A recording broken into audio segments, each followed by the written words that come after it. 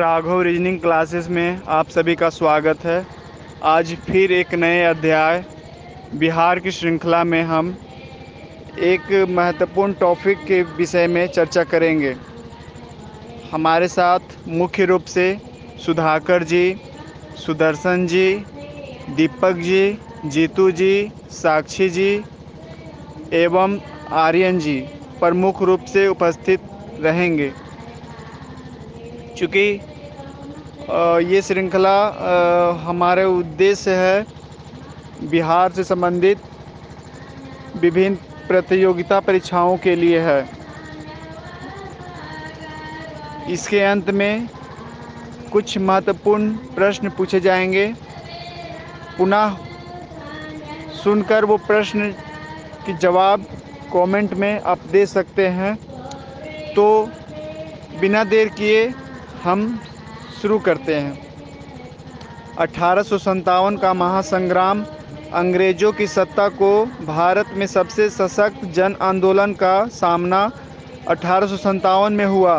राष्ट्रीय भावना के जागरण के पूर्व ब्रिटिश विरोधी आंदोलन की श्रृंखला में 1857 का आंदोलन सबसे महत्वपूर्ण और साथ ही अंतिम चुनौती भी सिद्ध हुआ।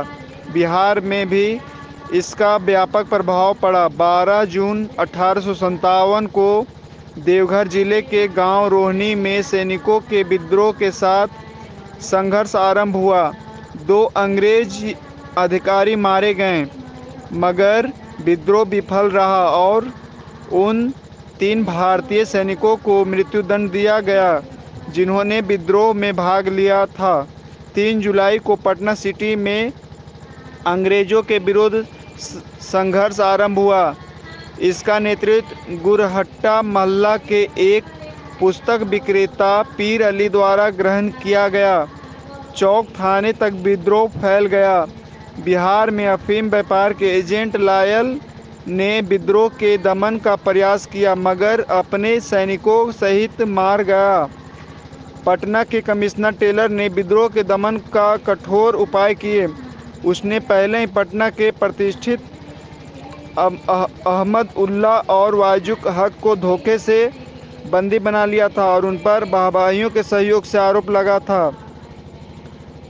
उसने पीर अली की दुकान और घर को पुनः ढा दिया और उस स्थान पर एक एकतबा लगाकर लोगों को विद्रोह करने के भयानक परिणाम की चेतावनी दी।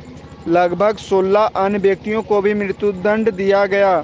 खालिज कला थाना के दरोगा को विद्रोह की पूर्व सूचना देने के लिए स्थानांतरित कर दिया गया।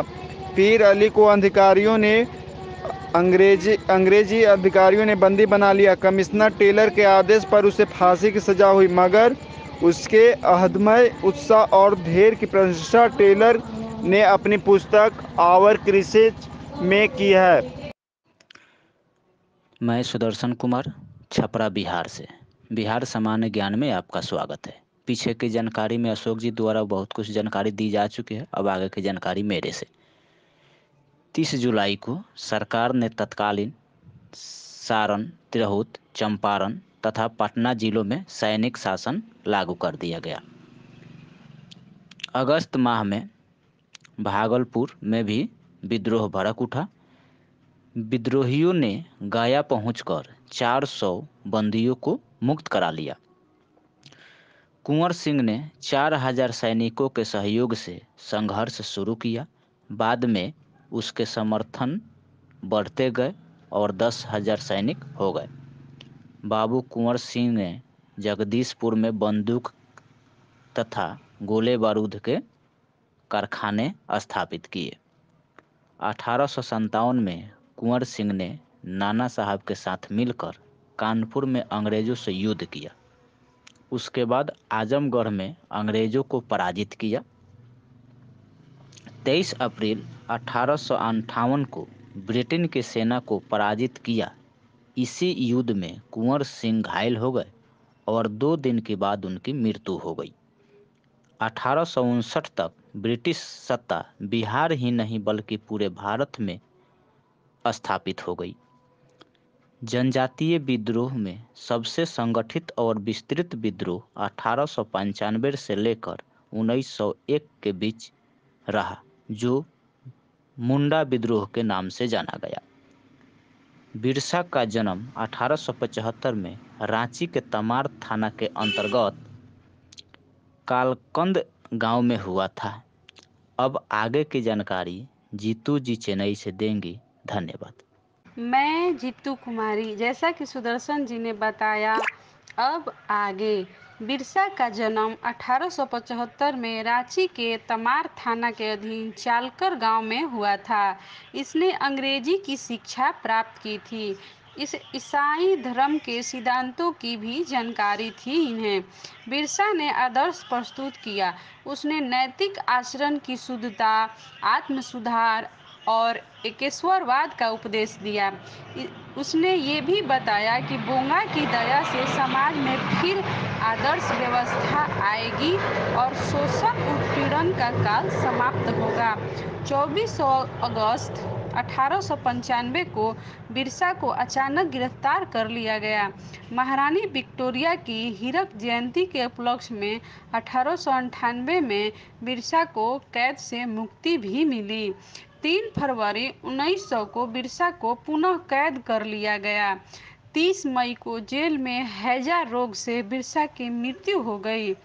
ताना भगत आंदोलन 1913 से 14 के मध्य भारत के नेतृत्व में प्रारंभ हुआ। इसकी मुख्य 3 मांगे थी: शासन का अधिकार, लगान ना देने का आह्वान क्योंकि भूमि ईश्वर की थी, मनुष्य में समता। ये आंदोलन कांग्रेस के कार्यक्रम और गांधी जी के सिद्धांतों से प्रेरित था। गांधी जी द्वारा मदिरा त्याग के आह्वान को ताना भगत ने पूर्ण समर्थन किया और उन्होंने स्वयं शराब की दुकान में धरने दिए और स्वयं भी शराब का त्याग दिया। सविनय अवज्ञा आंदोलन के समय भी ताना भगत अत्यधिक सक्रिय रहे। जब सविनय अवज्ञा की गति धीमी पड़ी तो इन आंदोलनकारियों ने स्थानीय मुद्दों को ही प्राथमिकता दी और इस तरह यह आंदोलन पुनः सक्रिय रहा। बिहार की जनजातियों का राष्ट्रीय आंदोलन की धारा में आत्मसात होने का सबसे महत्वपूर्ण और निर्णायक उदाहरण ताना भगत आंदोलन में ही देखा जा सकता है। धन्यवाद। जय हिंद। बिहार ज्ञान की जानकारी जैसा कि आप लोगों को जीतू जी ने दिया। आगे की जानकारी मैं कुणाल कुमार पूसा समस्तीपुर से दे रहा हूँ। राष्ट्रीय आंदोलन और बिहार। आरंभिक ब्रिटिश विरोधी संघर्ष में जिस तरह बिहार की भूमिका महत्वपूर्ण रही, उसी प्रकार देश में ब्रिटिश सत्ता के विरोध में राष्ट्रीय आंदोलन में भी बिहार की भूमिका उल्लेखनीय है। स्मरणीय है कि ब्रिटिश प्रशासन के विरोध में सत्याग्रह का भारत में पहला व्यापक प्रयोग गांधी जी ने चंपारण में किया।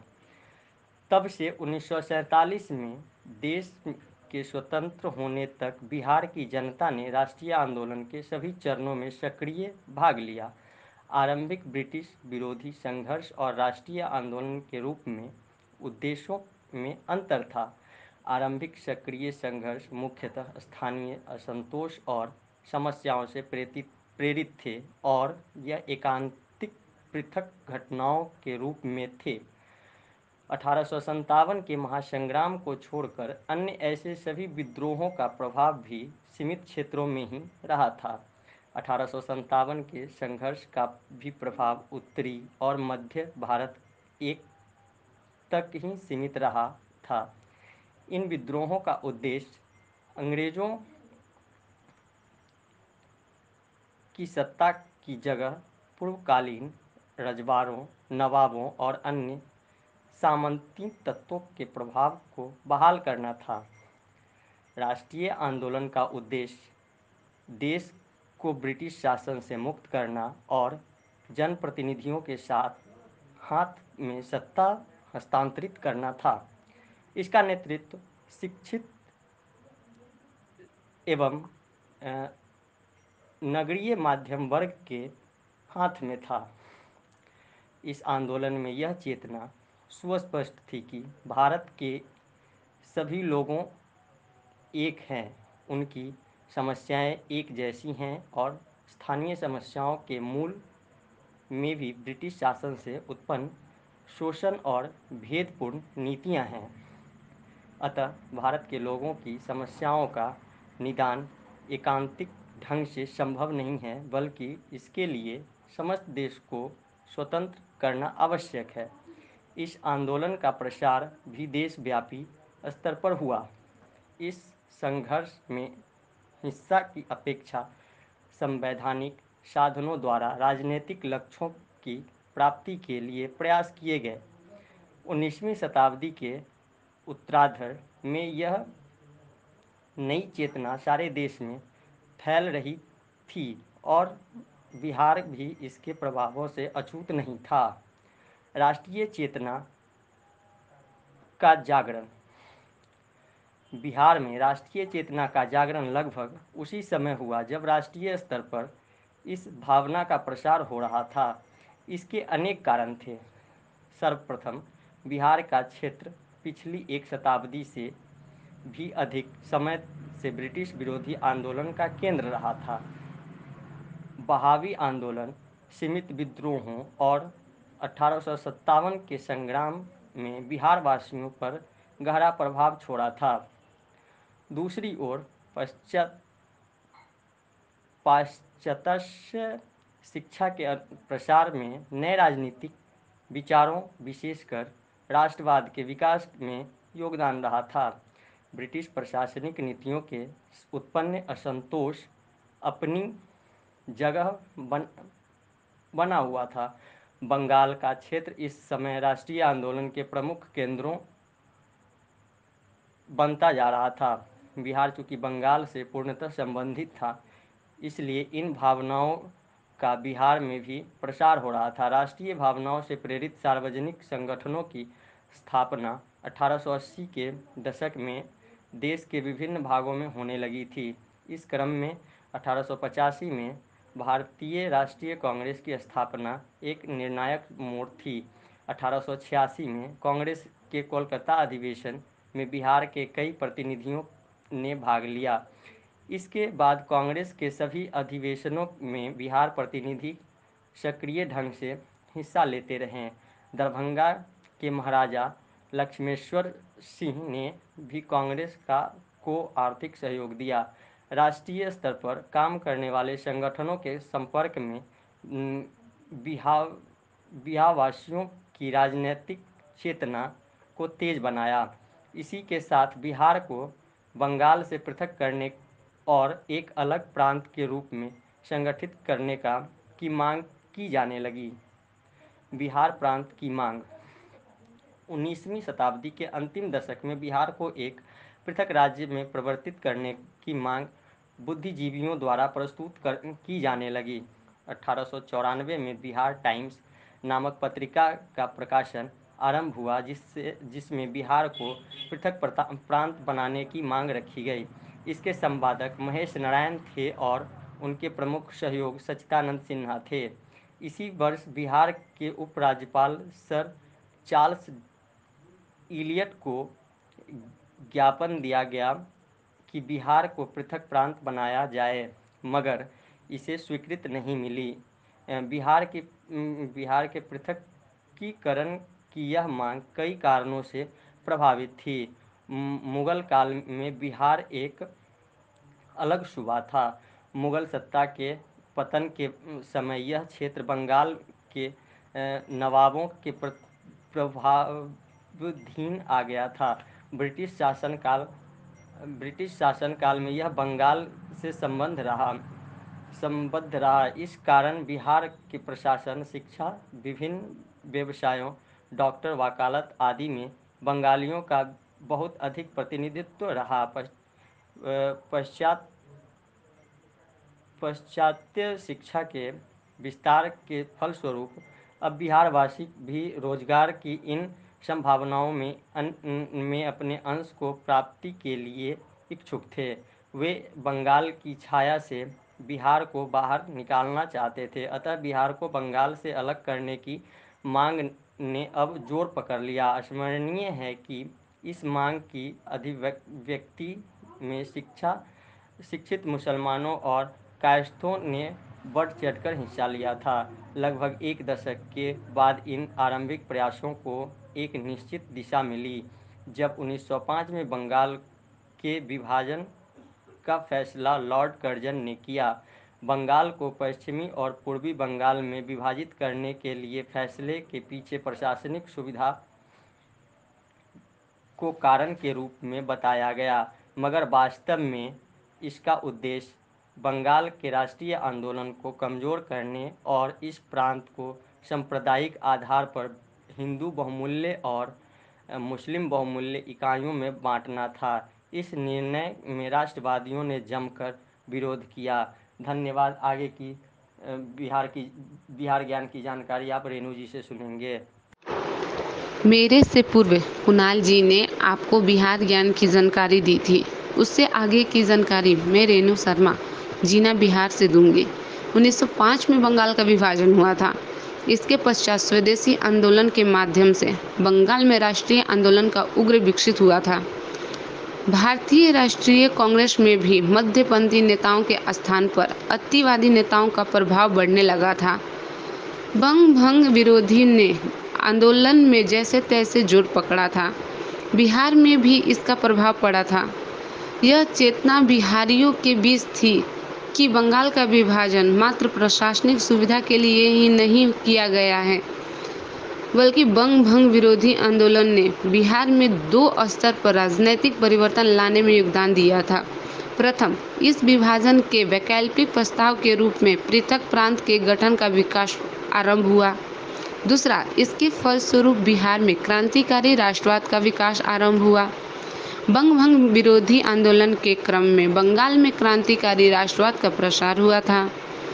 अनुशीलन समितियों के माध्यम से सरकार के विरोधी हिंसात्मक संघर्ष की प्रेरणा दी गई थी। इसका प्रभाव बिहार पर भी पड़ा था।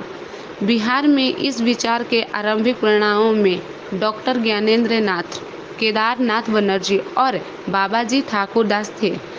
बाबाजी ठाकुरदास ने पटना में 1906 से 1907 में रामकृष्ण सोसाइटी की स्थापना की और एक समाचार पत्र की मदरलैंड का प्रकाशन भी आरंभ किया, जिसके माध्यम से क्रांतिकारी विचारों का प्रचार हुआ। 1908 में खुदीराम बोस और प्रफुल्ल चाकी नामक दो युवकों ने मुजफ्फरपुर के जिला जज D.H.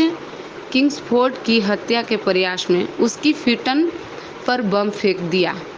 धोखे में दो महिलाओं की हत्या हो गई जो उस फिटन पर सवार थी। यह मुजफ्फरपुर के एक विख्यात वकील प्रिंगल कैनेडी की पत्नी और बेटी थी। खुदीराम को पुलिस ने गिरफ्तार कर लिया, जबकि प्रफुल्ल चौकी ने गिरफ्तारी से बचने के लिए आत्महत्या कर लिया था। खुदीराम पर मुकदमा चला और उसे फांसी की सजा दी गई। 11 अगस्त 1908 को खुदीराम को फांसी हुई थी। मुजफ्फरपुर बम कांड की घटना से यहाँ के नवयुवकों में नया उत्साह आया था। सचिंद्रनाथ सन्यास ने 1913 में पटना में अनुशीलन समिति की एक शाखा की स्थापना की। आगे की बिहार ज्ञान की जानकारी आपको दीपक जी देंगे। धन्यवाद। रेणु जी के द्वारा जो बताया गया उसकी अगली कड़ी मैं दीपक कुमार बताने वाला हूँ। भूपेंद्र नाथ दत्त ने पटना में भवानी मंदिर क्रांति संस्था की स्थापना की।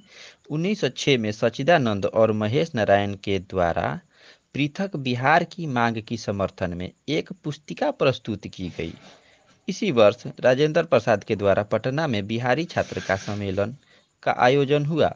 12 दिसंबर 1911 को दिल्ली में आयोजित शाही दरबार में बिहार और उड़ीसा के क्षेत्रों को बंगाल से पृथक एक नए प्रांत में संगठित करने की घोषणा सम्राट द्वारा की गई। नया प्रांत 1 अप्रैल 1912 से विधिवत स्थापित हो गया। 1916 में पटना उच्च न्यायालय और 1917 में पटना विश्वविद्यालय की स्थापना हुई। 1912 में ही पटना में कांग्रेस का 27वां सम्मेलन आयोजित हुआ। धन्यवाद। मैं साक्षी सभी तथ्यों से संबंधित कुछ क्वेश्चन बताने जा रही हूँ, जिसका आंसर आप लोग कमेंट बॉक्स में दें। क्वेश्चन नंबर 1, अदम्य उत्साह और धैर्य की प्रशंसा टेलर ने किस नामक पुस्तक में की है? क्वेश्चन नंबर 2, बाबू कुंवर सिंह ने बंदूक एवं गोला बारूद बनाने की कारखाना कहाँ स्थापित किए? क्वेश्चन नंबर 3, बाबू कुंवर सिंह के छोटे भाई का नाम क्या था? क्वेश्चन नंबर 4, बिरसा मुंडा का जन्म कब हुआ? क्वेश्चन नंबर 5, बिरसा मुंडा की मृत्यु कब हुई? क्वेश्चन नंबर 6, बहावी आंदोलन सीमित विद्रोह के संग्राम में बिहार वासियों पर गहरा प्रभाव कब छेड़ा गया? क्वेश्चन नंबर 7, भारतीय राष्ट्रीय कांग्रेस की स्थापना कब हुई? क्वेश्चन नंबर 8, बिहार टाइम्स नामक पत्रिका का प्रकाशन कब हुआ? क्वेश्चन नंबर 9, बंगाल का विभाजन कब हुआ? क्वेश्चन नंबर 10, बिहार प्रांत का गठन कब हुआ? धन्यवाद।